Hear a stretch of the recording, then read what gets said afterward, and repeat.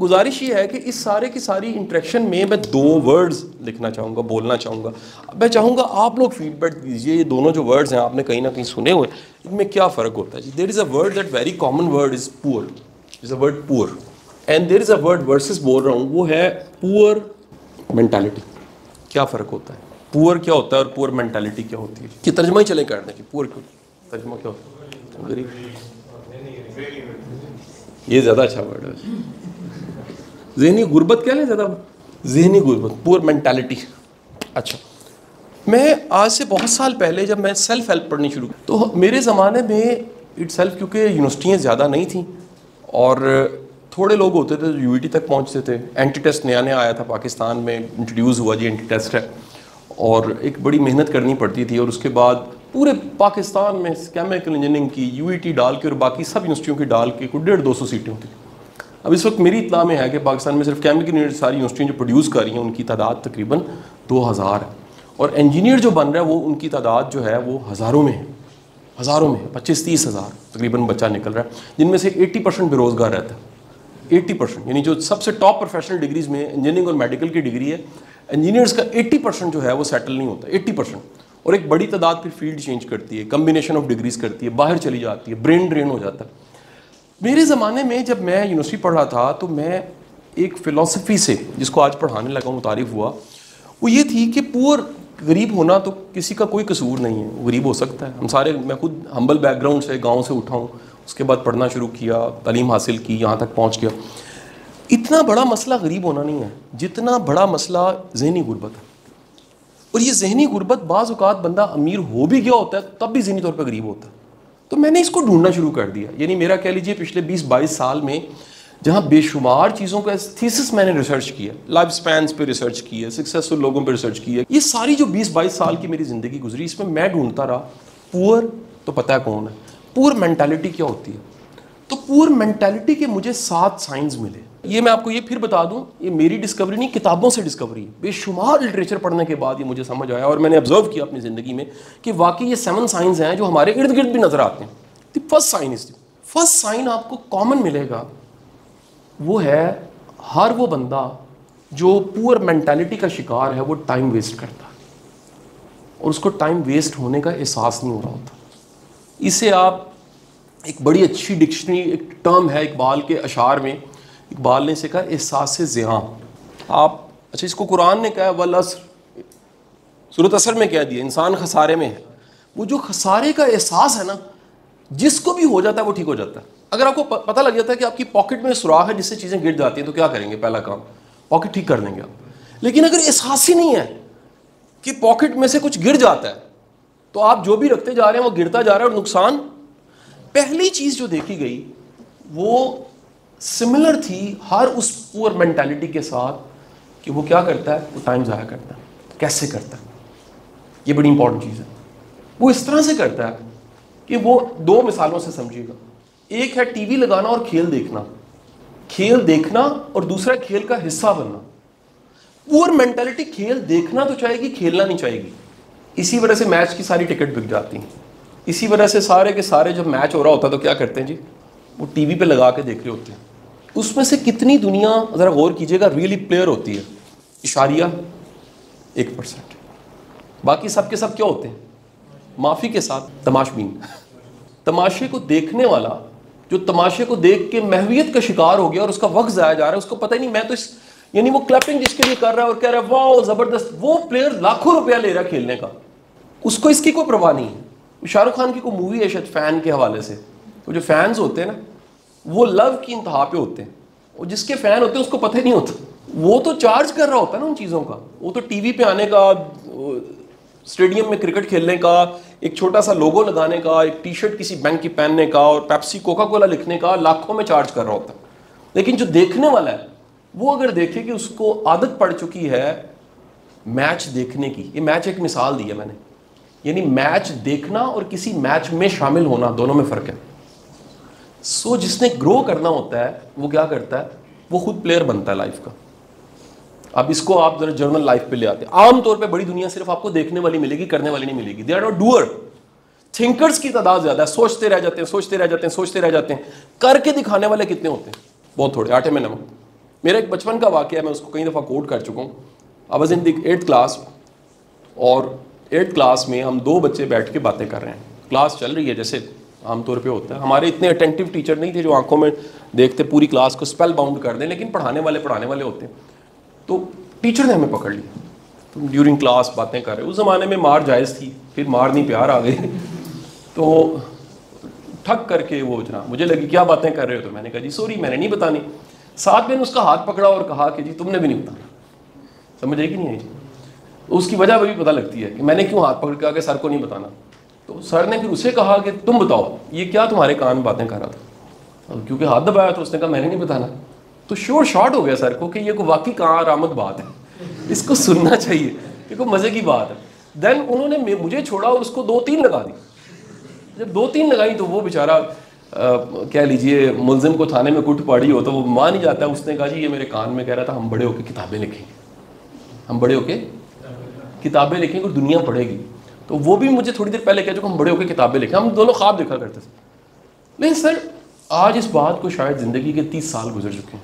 मेरी 13 किताबें हैं, मैं हफ्ते में 7 आर्टिकल लिखता हूँ अखबारों में, मुझ पे 6 किताबें लिखी जा चुकी हैं। वो जिस दिन ख्वाब पे कुट पड़ रही थी वो ख्वाब तो पूरा हो चुका है। पता नहीं वो शायद 7 वाले ने क्या किया ज़िंदगी में। कहीं 8वीं क्लास का दोस्त तो गुम हो जाता है जब आप ज़िंदगी के कितने साल गुजार चुके हो, 30 साल। लेकिन मैं बताना चाह रहा हूँ कुछ लोग सिर्फ सोचते हैं करते नहीं हैं। कुछ लोग गेम का हिस्सा बन जाते हैं, वो खुद गेम खेलते हैं। पुअर मेंटालिटी सिर्फ गेम देखती है, गेम का हिस्सा नहीं बनती, थिंकर होती है, डूअर नहीं होती। पहला फ़र्क। दूसरा फ़र्क, हर पुअर मेंटालिटी का बंदा टीवी, सोशल मीडिया, इन सब चीज़ों के हाथों हाईजैक हो जाता है। इन द इम्पॉर्टेंट थिंग, मुझे किसी ने कहा जी टीवी अच्छा लगता है आपको, मैं कहा हाँ जी टीवी पे आना अच्छा लगता है। हफ्ते में 2 दिन आता हूँ, 2-3 दिन आता हूँ, ज़्यादा आता हूँ। एक प्रोग्राम तो मेरा 5 चैनल्स पे चलता है, निशित सरफराज है सबके साथ, 5 चैनल्स पे चल रहा होता है। टीवी देखना और टीवी पे आना फ़र्क है। तो ये जो सोशल मीडिया और इंटरटेनमेंट के सारे सोर्स हैं, इनके हाथों हाईजैक हो जाना, ये पुअर मेंटालिटी है। इनको कंट्रोल करना और अपनी ज़िंदगी के मुताबिक ज़रूरत के लिए इस्तेमाल करना, मतलब I have the modern self, most modern जो भी इस वक्त मार्केट में होगा।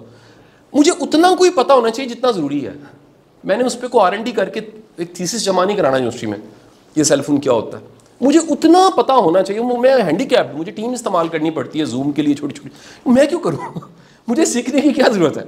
मुझे उतना सीखना चाहिए जितना, मसलन गाड़ी चलाना सीखना चाहिए। लेकिन अगर फ़र्ज़ करें मैं कहूँ जी मैंने मैकेनिक भी बनना सीख लिया, पंचर मैं खुद लगा लेता हूँ, ये नालायकी है। जब उसके लिए बंदे अवेलेबल हैं, वो ज़्यादा अच्छा पंचर लगा सकते हैं। हाँ, स्टपनी चेंज करनी आनी चाहिए इमरजेंसी में, लेकिन मैं कहूँ जी वो रेडिएटर मैं खुद ही साफ़ कर लेता हूँ, तो ये क्या हो गया जी? इसका मतलब है कि मैंने अपने आप को उसमें ज़ाया कर दिया। याद रखिएगा, पुअर मेंटालिटी में बग़ैर मकसद के जीना कॉमन है। बग़ैर मकसद के जीना पुअर मेंटालिटी में कॉमन है। किसी पर्पस के साथ जीना, किसी ख्वाब के साथ जीना, किसी विजन के साथ जीना, किसी ड्रीम के साथ जीना, ये है एक रिच मेंटालिटी। इशफाक अहमद साहब का जुमला, फरमाया करते थे जी गरीब हुआ जिसका ख्वाब कोई नहीं। ख्वाब ही कोई नहीं ज़िंदगी में, को बड़ा देखा ही नहीं, सोचा ही नहीं। मोटिवेशन तो ख्वाब से आती है, मोटिवेशन तो कल से आती है। तो कल सोचा ही नहीं जब आपने, तो क्या होगा? मोटिवेशन भी नहीं होगी। फिर मोटिवेशन के लिए इधर देखना पड़ेगा। मोटिवेशन तो अपने अंदर देखने से आती है, और वो अंदर क्या होता है? ख्वाब। सो पुअर मेंटालिटी में इन चीज़ों के हाथों लोग क्या हो जाते हैं? Hijack. The third, the common thing, ये बुक्स ने भी बताया, series of books, 7 habits of highly effective people, rich dad poor dad etcetera, पता नहीं कितनी किताबें कॉमन है। हर पुअर मेंटालिटी का बंदा लेजी होता है। They wait for the right time, अभी तो वक्त ही नहीं है, अभी तो देखेंगे, अभी तो करेंगे, अभी तो हो रहा है, अभी तो चल रहा है। इन 2001 I was in the first और second year of UBT।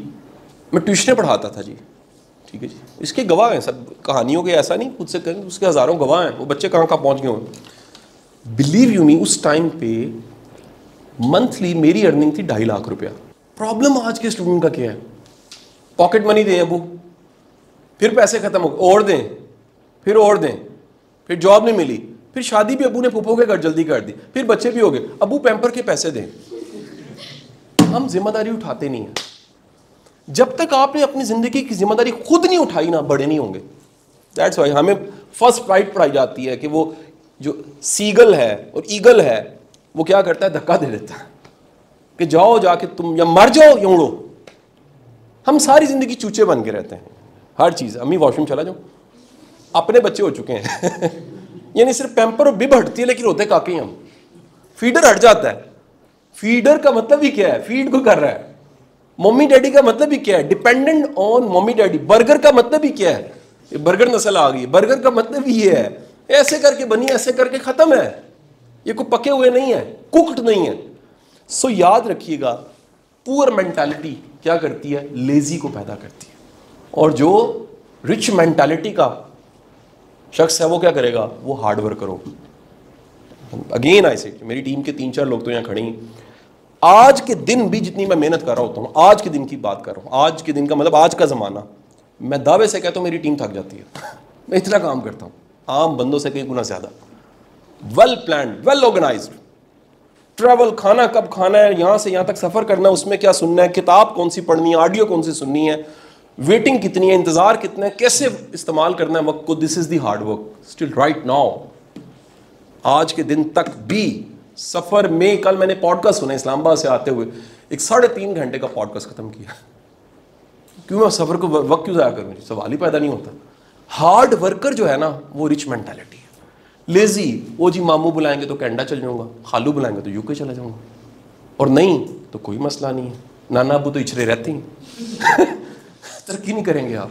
Rich mentality का साइन है कि आप हार्ड वर्क करो, मेहनत करें, स्ट्रगल करें। और बड़ी इंपॉर्टेंट बात, आप सब स्टूडेंट मैं इसलिए कह रहा हूँ, अपने सफ़र को जल्दी शुरू करें। If you are waiting that after the degree I will start my job, I am sorry, please माफ़ी के साथ ये बात कह रहा हूँ, तरक्की नहीं कर सकते। जो आज कुछ नहीं कर रहा, जो आज 10, 15, 20 हज़ार रुपये नहीं ना कमा सकता, सर वो कल को भी कुछ नहीं करेगा। जो कहता नहीं नहीं अभी तो पार्टी शुरू हुई है, उसकी कभी पार्टी शुरू नहीं होनी अब भी शुरू करो, आज से सोचो मैं क्या कर सकता हूँ। आपकी उम्र के बच्चे यार, यकीन कीजिएगा, चंद दिन पहले मैंने वो हमारा एक कॉन्फ्रेंस थी, नईम सिकंदर आया हुआ था, आजकल उसका बड़ा चल रहा है, एड्स यूट्यूब पे देखोगे, 2 फ़ायदे हैं, एक नुकसान है मेरी वीडियो सुनने के। $16 मिलियन की कंपनी सेल की है उसने अपनी, सिर्फ एक अमेजोन पे, और 100 करोड़ का यंग बॉय ने इस्लामाबाद में एक प्लाजा खरीदा। सर ये वो चीज़ें जो पड़ी हुई पाकिस्तान की, हम कहते हैं जी बिल गेट्स की कहानी, वो लोकल कहानी सुनो यार। और हम क्या सोच रहे हैं इस वक्त, नौकरी मिल जाए ना, अगर पक्का अगले साल शादी है, काम हो जाएगा दुनिया सोच रही है कि नौकरी कितनों को देनी है, हम सोच रहे हैं हमें नौकरी मिल जाए। So this is the rich mentality and this is the poor mentality. आप खुद सोचें आप कहाँ खड़े हैं, लेजी।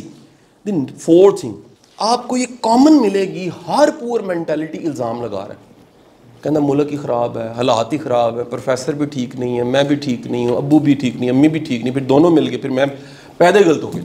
सर जो भी मुर्दे इल्ज़ाम दूसरे को ठहरा रहा है ना, वो तरक्की नहीं कर सकता। सक्सेस का फर्स्ट प्रिंसिपल सब किताबों में लिखा हुआ है, वो क्या है, टेक द रिस्पॉन्सिबिलिटी। यार यू आर रिस्पॉन्सिबल, बच्चे नहीं हो, तुमने मेहनत करनी है, तुमने स्ट्रगल करनी है, तुमने कुछ हासिल करना है, तुमने अचीव करना है।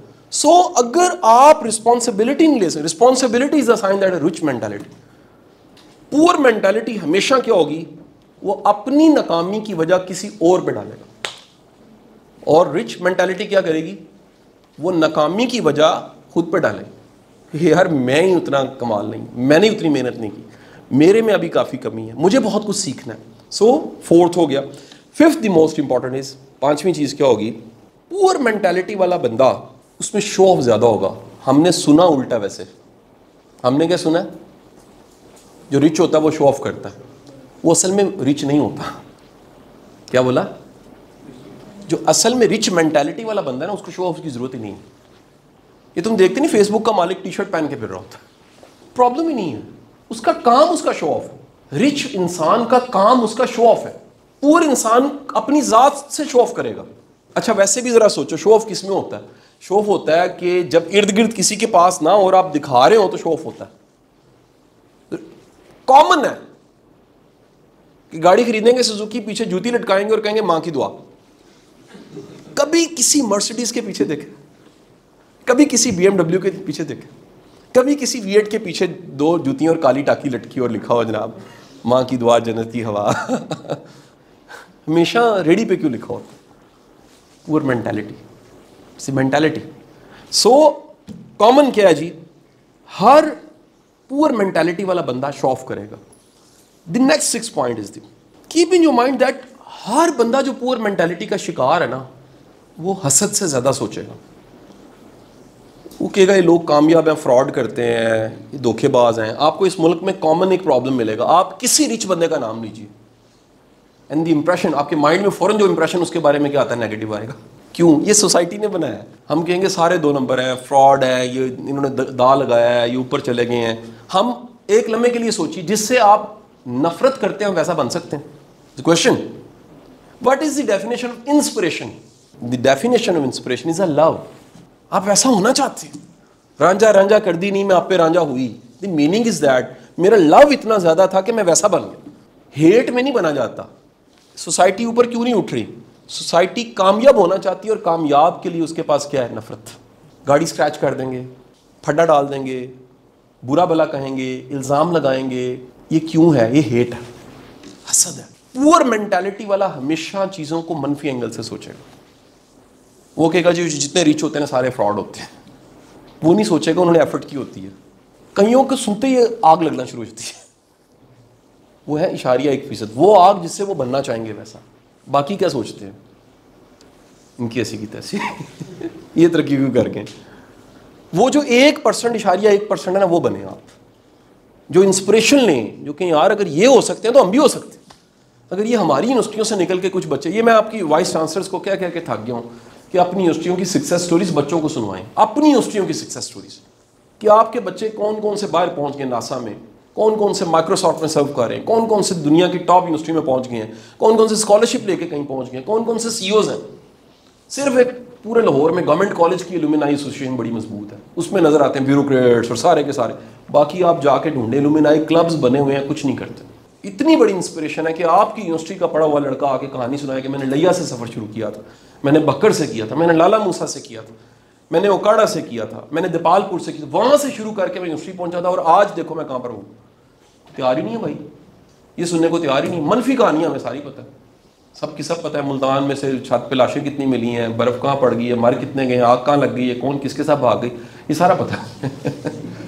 मुस्बत क्या है? आप सच्ची, पूरे 1 महीना गुजरने वाला है, आप एक कहानी सच्ची बताइए जो आपको इंस्पिरेशन की मिली। मैं तो रोज़ 2-4 सुनता हूँ भाई, कानों से भी सुनता हूँ, नेट पे भी सुनता हूँ। ढूंढता हूँ यार किसी की को कामयाबी है तो उसकी वजह मुझे पता लग जाए, मैं उसको फॉलो कर। कोई मेरे से जूनियर ही हो, जिनके नाम ले रहा हूँ मेरे से जूनियर है 12-12 साल, अगर कोई खास बात है तो मैं ढूंढता हूँ ऐसी क्या वजह, ऐसा क्या है इनके पास जो मेरे पास नहीं है, मैं वैसा होना चाहता हूँ, मुझे सिखा दें। ये है रिच मेंटालिटी। पुअर क्या है?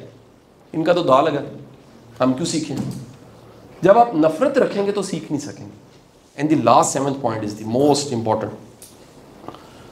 आपको रिच मेंटालिटी में love and respect for work मिलेगी।